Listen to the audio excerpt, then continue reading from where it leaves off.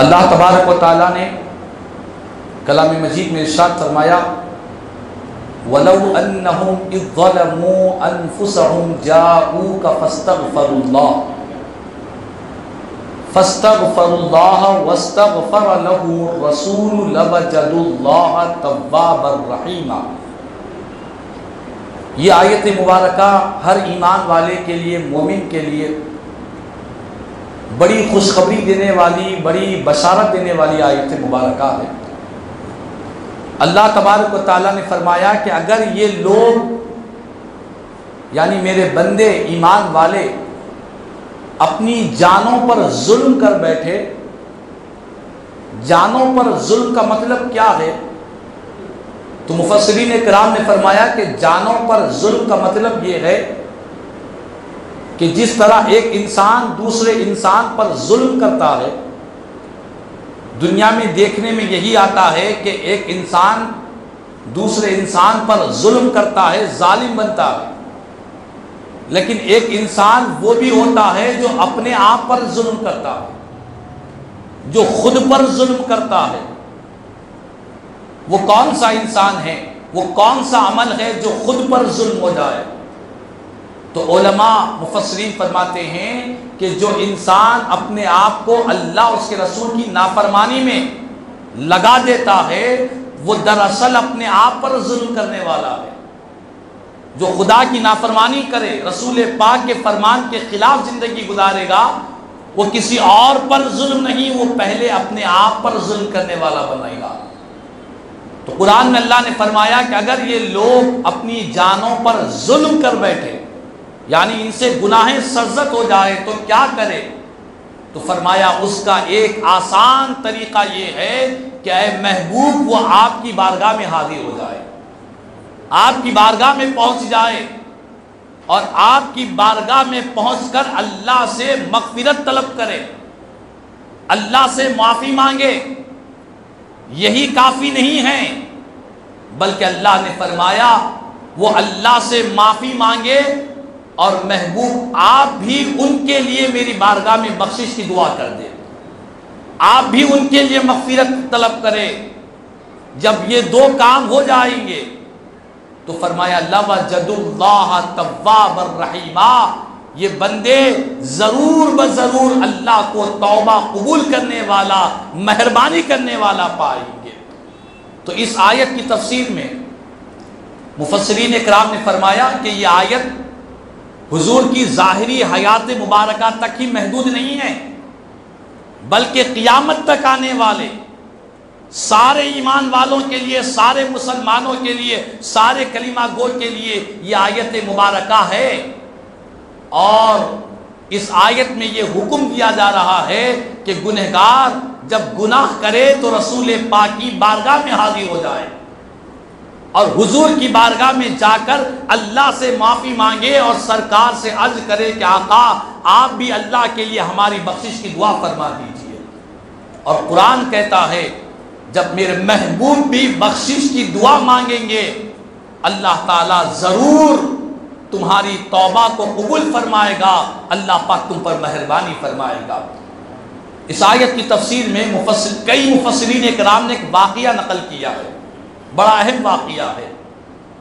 فرماتے ہیں کہ رسول پاک علیہ السلام کے وصال مقدس کے بعد 3 دن گزر گئے۔ ایک اعرابی حضور کے شہر پاک میں آتا ہے اور لوگوں سے کہتا ہے کہ مجھے رسول پاک کی بارگاہ میں لے جاؤ۔ تو لوگ کہتے ہیں کہ رسول پاک علیہ السلام کا وصال مقدس ہو کر 3 دن گزر گئے ہیں۔ تو کہتا ہے کہ ٹھیک ہے سرکار کے روضہ مبارک کا مجھے پتہ دو۔ اسے سرکار کے روضہ مبارک کا پتہ دیا جاتا ہے۔ وہ حضور کی بارگاہ میں حضور کے روضہ پاک کے سامنے کھڑا ہوتا ہے اور عرض کرتا ہے یا رسول اللہ صلی اللہ علیہ وسلم، اللہ نے آپ پر جو قرآن کو نازل کیا اس پر ہمارا ایمان ہے اور اس قرآن کی ہر آیت پر ہمارا ایمان ہے۔ اور وہ اعرابی عرض کرتا ہے یا رسول اللہ، اللہ نے آپ پر جو قرآن کو نازل کیا اس میں یہ آیت بھی ہے وَلَوْ أَنَّهُمْ إِذْ ظَلَمُوا أَنفُسَهُمْ جَاءُوكَ فَاسْتَغْفَرُوا اللَّهَ۔ یہ پوری آیت کو تلاوت کرتا ہے اور عرض کرتا ہے، یا رسول اللہ صلی اللہ علیہ وسلم، یقیناً میں نے اپنی جان پر ظلم کیا ہے، یقیناً میں گنہگار، خطا کار، نافرمان ہوں۔ آقا آپ کے پاس آیا ہوں اللہ سے بخشش مانگتے ہوئے، اور آپ سے عرض کرتا ہوں کہ آقا آپ بھی میرے لیے اللہ کی بارگاہ میں شفاعت کر دیجئے، میرے لیے بھی اللہ کی بارگاہ میں آپ بھی بخشش کی دعا کیجئے۔ یہ کب ہو رہا ہے؟ یہ واقعہ حضور کی ظاہری حیات مبارکہ میں نہیں، میرے آقا کے وصال مقدس کے 3 دن کے بعد کا واقعہ ہے، اور اس کی روایت کرنے والے مولائے کائنات، شیر خدا، شہنشاہ ولایت حضرت سیدنا علی مرتضیٰ رضی اللہ تعالیٰ عنہ اس کے راوی ہے۔ فرماتے ہیں جب وہ اعرابی سرکار کی بارگاہ میں عرض کر کر زار و قطار رونے لگا، آنسو بہنے لگے، کسی نے اس اعرابی کو روکا نہیں کہ یہ کیا کر رہا ہے، سرکار کا تو وصال ہو گیا، یہاں پر آ کر کیوں رو رہا ہے؟ کسی صحابی نے منع نہیں کیا۔ اسی دوران راوی بیان کرتے ہیں کہ ہم نے اپنی کانوں سے سنا، حضور کے روضہ مبارک کی جالیوں کے اندر سے یہ آواز آنے لگی، سرکار کی قبر شریف سے یہ آواز آنے لگی، یا اعرابی قد غفر لک، اے اعرابی اللہ نے تیری بخشش فرما دی ہے، تیری مغفرت کر دی گئی ہے، اللہ پاک تجھے بخشش کا پروانہ عطا فرماتا ہے۔ تو معلوم یہ ہوا کہ میرے آقا کریم صلی اللہ علیہ وسلم کا روضہ مبارک وہ ہے جو آج بھی گناہگاروں کی بخشش اور مغفرت کا ذریعہ ہے۔ دنیا بھر کے لاکھوں حجاج اور دنیا بھر کے لاکھوں عمرہ کرنے والے رسول پاک کی بارگاہ میں حاضر ہوتے ہیں، اپنی بخشش کی دعائیں کرتے ہیں، آقا کی بارگاہ میں مغفرت کے طلبگار بن کر جاتے ہیں۔ قرآن کی یہ آیت سارے ایمان والوں کے لیے، صبح قیامت تک آنے والے سارے گنہگاروں کے لیے، خطا کاروں کے لیے، سارے ایمان والوں کو قرآن کی یہ آیت دعوت دے رہی ہے، بخشش چاہتے ہو تو در مصطفیٰ میں حاضر ہو جاؤ، مغفرت کے طلبگار ہو تو حضور کی بارگاہ میں حاضر ہو جاؤ، اللہ سے معافی مانگو، اور سرکار بھی تمہارے لیے بخشش کی دعا کریں گے تو اللہ پاک ضرور تمہارے گناہوں کو معاف فرما دے گا۔ تو اسی لیے رسول پاک علیہ السلام کی روضہ مبارک کی حاضری یہ بہت بڑی نعمت ہے، یہ بہت عظیم نعمت ہے۔ اور ہمارے پاس بعض گمراہ لوگوں کا خیال ہے کہ مدینے کو جانا ہو تو حضور کے روضے کی نیت سے نہ جائے، بلکہ مسجد نبوی کی نماز کی نیت سے جائے، سرکار کے روضہ مبارک کی زیارت، حضور کی قبر شریف کی زیارت کی نیت سے نہ جائے۔ ہمارے علماء نے فرمایا یہ جو مسجد نبوی کی نماز کی تم نیت کی بات کر رہے ہو، یہ مسجد نبوی کی نماز 50,000 نمازوں کے برابر جو ثواب ہے، یہ کس وجہ سے ہے؟ کن کی نسبت کی وجہ سے مسجد نبوی کو یہ مقام ملا ہے؟ تو لا محالہ کہنا پڑے گا کہ مسجد نبوی میں رسول پاک علیہ السلام کا روضہ مبارک ہے، حضور ہی کی وجہ سے مسجد نبوی کو اللہ نے اونچا مقام عطا فرمایا ہے۔ تو فرمایا کہ نہیں، مدینے پاک کو جائیں تو اس نیت کے ساتھ جائے کہ میں حضور کی بارگاہ میں حاضر ہو رہا ہوں، سرکار کے روضہ مبارک کی زیارت کی نیت سے جائے۔ اور ہمارے علماء نے کہا کہ یہ روضہ مبارک، یہ قبر شریف کے یہ لفظ کو بھی ہٹا دے، بلکہ یہ سمجھے کہ میں سرکار کی بارگاہ میں حاضر ہو رہا ہوں۔ کیوں؟ میرے آقا فرماتے ہیں فَنَبِيُّ اللَّهِ حَيٌّ، لوگوں یاد رکھو اللہ کے نبی زندہ ہوتے ہیں، انہیں رزق بھی دیا جاتا ہے۔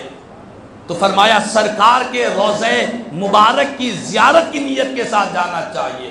آپ پوچھیں وہ کیسے؟ ہاں، حدیث پاک ہے، میرے آقا کریم صلی اللہ علیہ وسلم نے فرمایا من زار قبری وجبت لہ شفاعتی، میرے آقا فرماتے ہیں کہ جس نے میرے روضے کی زیارت کی، میری قبر شریف کی زیارت کی، یہ نہیں فرمایا کہ میری مسجد کی زیارت کی، مسجد نبوی کو آیا نہیں۔ میرے آقا نے حدیث کے جو جملے ہیں، جو کلمات ہیں، وہ یہ ہے کہ جس نے میری قبر شریف کی زیارت کی اس کے لیے میری شفاعت واجب ہو گئی، میری شفاعت اس کے لیے لازم ہو جائے گی جو میری قبر شریف کی زیارت کرے گا۔ تو معلوم یہ ہوا کہ حضور کے روضہ مبارک کی زیارت کی نیت سے جو جاتا ہے وہ اللہ کے رسول کی شفاعت کو اپنے لیے لازم کر لیتا ہے۔ اور یہی نہیں، رسول پاک علیہ السلام نے یہ بھی ارشاد فرمایا، من حج الی مکہ ثم قصدنی فی کتبت لہ حجتان مبرورتان۔ میرا آقا فرماتے ہیں کہ جس نے مکے میں حج کیا، مکے میں حج کرنے کے بعد اس نے میرا ارادہ کیا، میری بارگاہ میں حاضری کا ارادہ کیا۔ یہاں پر بھی یہ نہیں فرمایا کہ میری مسجد کی ارادہ کیا، نہیں، فرمایا کہ میرے ارادے سے آیا، میری بارگاہ میں حاضری کی نیت سے آیا۔ حج تو مکے میں کیا، طواف تو کعبے کا مکے میں ہوا، مینا، عرفات، مزدلفہ، رمی جمرات، صفا مروہ کی سعی، مقام ابراہیم، حجر اسود، یہ ساری چیزیں مکے میں کر لیا۔ مکے میں کرنے کے بعد میری بارگاہ میں حاضر ہوا اور ایک حج کر آیا تھا، اس کی بھی کوئی گارنٹی نہیں تھی کہ حج مقبول ہوا یا نہیں ہوا، لیکن جب میری بارگاہ میں آ گیا ہے، میرے روضہ پاک کے پاس آیا ہے، رحمت للعالمین کے دربار میں آ گیا ہے، تو میرے آقا فرماتے ہیں حج کر میری بارگاہ میں آنے والے کو اللہ تعالیٰ 2 مقبول حج کا ثواب عطا فرمائے گا، 2 مقبول حج کا ثواب اللہ تعالیٰ عطا فرمائے گا۔ حج تو ایک کیا تھا، بارگاہ مصطفیٰ کا یہ فیضان ملا، ایک حج کے بدلے 2 حج ہو گئے، اور وہ بھی مردود نہیں، مقبول حج کا ثواب اللہ عطا فرمائے گا۔ تو یہ رسول پاک کے روضہ مبارک کی زیارت کی نیت سے حضور کے دربار میں حاضر ہونی چاہیے۔ یہ رسول پاک کی بارگاہ میں ہم حاضر ہو رہے ہیں۔ ایک عاشق صادق نے کیا خوب انداز میں کہا، جب دور سے مسجد نبوی کے مینار نظر آئے، جب دور سے مسجد نبوی کے مینار نظر آئے، مجرم کو رہائی کے آثار نظر آئے، مجرم کو رہائی کے آثار نظر آئے، مکے کی فضاؤں میں، طیبہ کی ہواؤں میں، مکے کی فضاؤں میں، طیبہ کی ہواؤں میں، ہم نے ہر جانب جہاں دیکھا سرکار نظر آئے، ہم نے جہاں دیکھا سرکار نظر آئے، منکر کو طیبہ میں کچھ بھی نظر نہ آیا، منکر کو طیبہ میں کچھ بھی نظر نہ آیا، عاشق کو ہر جانب انوار نظر آئے۔ جو منکر ہے اسے کچھ نظر نہیں آتا، وہ تو صرف دیواروں کو دیکھتا رہتا ہے۔ جو منکر ہے اسے کچھ دکھائی نہیں دیتا کہ یہاں کیا ہے، لیکن جو عاشق ہے وہ مدینے کے ذرات کے اندر بھی انوار و تجلیات کو دیکھتا ہے۔ جو عاشق ہے مدینے کے در و دیوار سے جنت کی مہک کو دیکھا کرتا ہے۔ جو عاشق ہے جو مدینے کی ہواؤں میں جنت کا تصور پایا کرتا ہے۔ جو منکر سے کچھ نظر نہیں آتا۔ تو اسی لیے آج وہ خوش نصیب حجاج کرام ہے جو آج روضہ رسول کی حاضری کی توفیق بھی مل رہی ہے۔ اللہ نے مکے مدینے پاک کو مکے شہر سے دور رکھا، اس کی وجہ کیا ہے؟ حضرت خواجہ بندہ نواز گیسو دراز بلند پرواز رحمت اللہ تعالیٰ علیہ لکھتے ہیں کہ اللہ نے اسی لیے مدینے شہر کو الگ رکھا تاکہ کوئی حج کو جا کر حج کے ضمن میں مدینے پاک کی حضور کی روضے کی زیارت نہ کرے، بلکہ رب چاہتا ہے کہ میرے محبوب کی بارگاہ میں حاضری کے لیے نہ حج کے ضمن میں جائے نہ عمرہ کے ضمن میں جائے، بلکہ جس طرح کعبے کو اہتمام کے ساتھ سفر کر کر مکے کو گئے ہیں، اسی طرح مدینے کو بھی اہتمام کے ساتھ سفر کر کر سرکار کے روضے کو پہنچ جائے۔ اسی لیے اللہ نے مکے اور مدینے کے درمیان میں 400 سے زیادہ کلومیٹر کا فاصلہ ہے، اور میرے آقا نے دعا کی اللہ کی بارگاہ میں، اے اللہ جتنی برکتیں تو نے مکہ شہر میں رکھی ہے اس کی دگنی برکتیں تو مدینے میں عطا فرما دے۔ سرکار کی دعا ہے کہ جتنی برکتیں مکے میں ہیں اس کی دگنی برکتیں مدینے میں داخل فرما۔ اور میرے آقا نے یہاں تک فرمایا کہ قرب قیامت دجال کا فتنہ پھیلے گا، ساری روئے زمین پر پھیلے گا، سوائے مکے اور مدینے کے، کہ مدینے کے بارڈر پر، مدینے کے دروازوں پر اللہ تعالیٰ آسمان سے فرشتوں کو بھیجے گا، فرشتے دربان بنیں گے، سیکیورٹی بنیں گے، جو مدینے پاک میں دجال کے فتنے کو داخل ہونے نہیں دیں گے۔